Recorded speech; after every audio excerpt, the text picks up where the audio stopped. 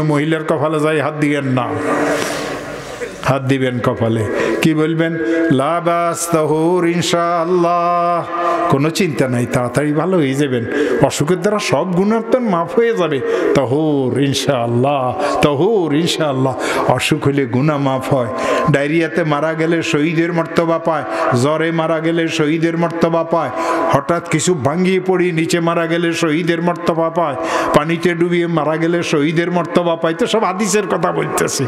আল হারিক শহীদুন ওয়াল গারিক শহীদুন। কয়টা হাদিস আমি আপনাদেরকে শোনাবো ভাইয়েরা? রাসূল তো এমন কোনো বিষয় নাই যেই বিষয় আমাদেরকে শিক্ষা দিয়ে যান নাই। রাসূল পাক সাল্লাল্লাহু আলাইহি ওয়াসাল্লাম ইরশাদ করেছেন, কোন রোগীকে আতঙ্কগ্রস্ত কথা তোমরা বলবে না, রোগীকে গিয়ে সান্ত্বনা দিবে, লা বাস তাহুর ইনশাআল্লাহ। কতক্ষণ থাকবে রোগীর কাছে গিয়ে জানেন কেউ? আল্লাহ রাসূল সাল্লাল্লাহু আলাইহি ওয়াসাল্লাম ইরশাদ করেন, কোন রোগ যদি রোগী হয়, অসুস্থ হয়, আত্মীয় হোক অনাত্মীয় হোক, ততক্ষণ থাকবে। কতক্ষণ? দুই দোহনের মাঝামাঝির সময় থাকবে। এটা একটু ব্যাখ্যা দিয়ে বুঝাইতে হবে না? গ্রামের লোক গরুর দুধ অনেকে দোয়ান, গরুর দুধ হইতে স্যাঁত স্যাঁত করে বালতি অর্ধেক ফুরাই ফেলছে, আর যার জন্য আল্লাহ এই দুধ বরাদ্দ করছে তারা আরেকটা রশিদি টানি বাঁধি রেখেছে দূরে। কতক্ষণ পরে আল্লাহর কুদরতে দুধ উপরে উঠে গেছে, কয়ে সার সার দেখি একটু গুতা মারলেনি নামে। তো বাছুরটাকে ছাড়ি দিয়ে বাছুর আসি ওলানে গুতা মারে, তো আল্লাহর কুদরতে দুধ নামিয়ে এসে কয়ে সরা সরা, ওলান ফুলছে নামবো, স্যাঁত স্যাঁত আরেক বালতি ফুরাইছে। আগও দুইতেছিল, পরও দুইতেছিল, মাঝে যে অল্প সময় গরুর বাছুরটা মাথা মারছে, রাসূল বলছেন এই দুই দোহনের মাঝামাঝি সময় রুগীর কাছে থাকবা। আমরা তো রুগীর কাছে গেলে এখানে আপেল কমলা যা মানছে রুগীর লাই আনছে, আমি তো কিছু চিনি না, ওইটা খাইতে থাকি, আর পুরা 3 গ্রামের কিচ্ছা খাইনি বলতে থাকি, এটা না জায়েজ। এইসব মাসলা জানতে আমাকে ও আমার প্রিয় ভাইয়েরা, কে বলবে মুসলমানদেরকে? আল্লাহ রাসূল সাল্লাল্লাহু আলাইহি ওয়াসাল্লাম ইরশাদ করেন, তোমরা তোমাদের রোগীদেরকে দেখতে যাবে, রোগীদেরকে দেখতে গেলে পিছনের জীবনের সমস্ত গুনাহ মাফ হয়ে যাবে। আল্লাহ রাসূল সাল্লাল্লাহু আলাইহি ওয়াসাল্লাম বলেন, তোমাদের কেউ মারা গেলে তার জানাজাতে শরীক হইবা। সাহাবারা জিজ্ঞাসা করলেন, জানাজাতে শরীক হইলে কি লাভ হবে? আত্মীয়র কথা বলে নাই, গ্রামের কেউ মারা গেছে, পাশের গ্রামের কেউ মারা গেছে, কানে মাইকের আওয়াজ আসছে, ঘরে শুয়ে রয়েছে, যায় না। সত্য না মিথ্যা? আরে বলেন না কেন? বহুত এরকম মানুষের জানাজার কথা কানে আওয়াজ আসছে না, গেছি না যাই নাই, যাই নাই। শরমের কিছুই নেই। আজকে থেকে নিয়ত করতে হবে, আমি মুসলমান হইতে হলে এগুলি আমাকে করতে হইব।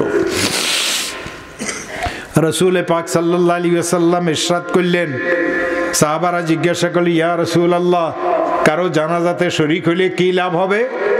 আল্লাহ রাসূল বললেন, 1 কিরাত সওয়াব পাইবা। সাহাবারা কিরাত জানতেন না।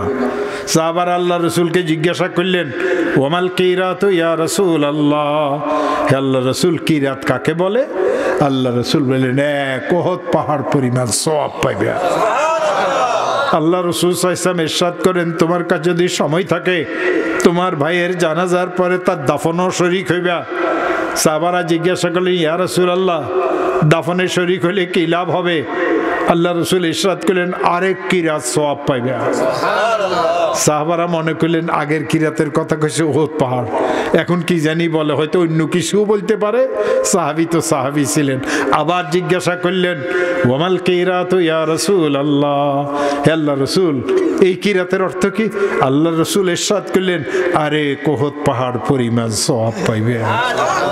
জানাতে যাইবেন না? রোগীকে দেখতে যাবেন না ইনশাআল্লাহ? এই কয়েকটা কথা ভাঙাচুরা আমি বললাম, শরীরে কুলাইতেছে না, ইনসুলিনও দিতে পারি নাই। বাসাতে যে খাদেম ইনসুলিন ঢুকায় ভুলে মনে হয় রাখিয়ে দিছে, শরীর অনেক খারাপ লাগতেছে, যাইতে কয় ঘন্টা লাগে আল্লাহ ছাড়া কেউ জানে না। আল্লাহ যদি কখনো বাঁচায় রাখেন, হায়াতে যদি বরকত হয়, আবার কখনো আসবো। দেখা যদি কোনোদিন আর না হয়, আমাকে আল্লাহর রাস্তায় মাফ করিয়ে দিবেন, আমার মাগফিরাতের জন্য দোয়া করবেন। যদি শুনেন ওমর ফারুক সন্দীপী দুনিয়ার থেকে চলিয়ে গেছে, মাওলাকে একটু বলিয়ে দিন, আল্লাহ চলিয়ে গেছে, লোকটাকে মাফ করিয়ে দাও। হইতে পারে আপনার এই সামান্য ঠোঁট নাড়া আমার চামড়া হাড্ডিকে জাহান্নামের আগুনের জন্য হারাম করিয়ে দিবে। আপনাদের সকলের কাছে দোয়ার ভিক্ষা চাই।